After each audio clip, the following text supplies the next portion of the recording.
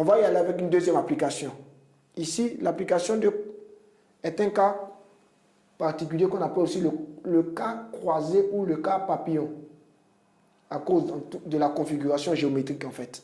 Ici, observe bien la figure qui s'affiche devant toi. Il nous a demandé de calculer AD et BC tout en donnant la valeur arrondie. Ici, on a AE qui est égal à 2,5 cm, DE qui est égal à 4,7 cm, AC qui est égal à 3,8 cm et aussi on a la valeur de AB qui est 2,1 cm.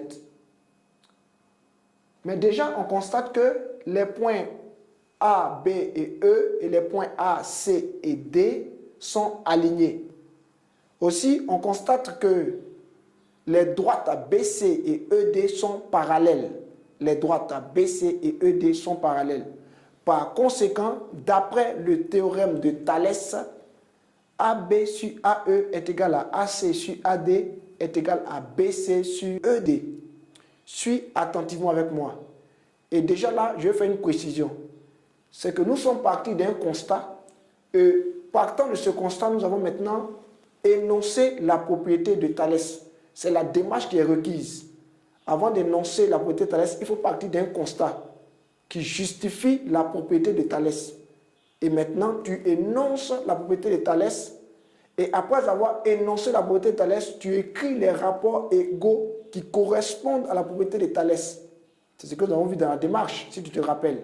Maintenant, une fois qu'on a fini d'énoncer la propriété de Thalès et qu'on a écrit les rapports égaux, on va maintenant, comme le disait le deuxième point de notre méthode, on va maintenant remplacer les longueurs connues par leur valeur numérique. Ici, donc, on aura 2,1 sur 2,5 qui est égal à 3,8 sur AD qui est égal à BC sur 4,7. On a juste fait que remplacer les longueurs connues par leur valeur numérique. On continue. On a 2,1 sur 2,5 qui est égal à 3,8 sur AD. Ici, remarque bien que nous nous sommes intéressés aux deux premiers rapports pour la simple raison que c'est dans ces deux premiers rapports qu'on a AD.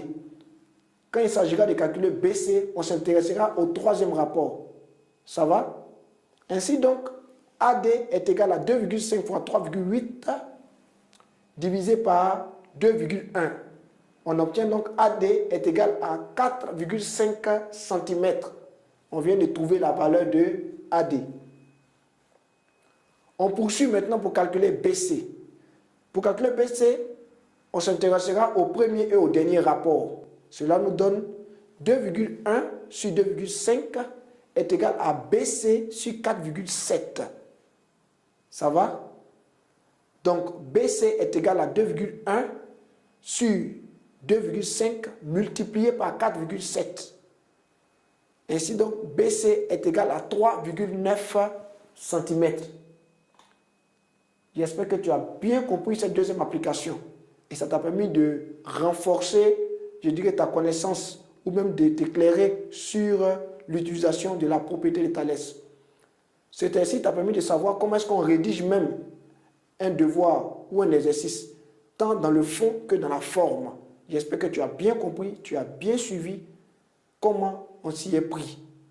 J'ai été très ravi de faire ce cours avec toi. Je suis content que maintenant tu saches comment utiliser la propriété de Thalès dans les calculs.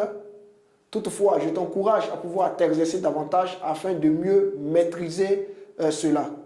D'ici là, on garde le contact sur succès assuré. Succès assuré.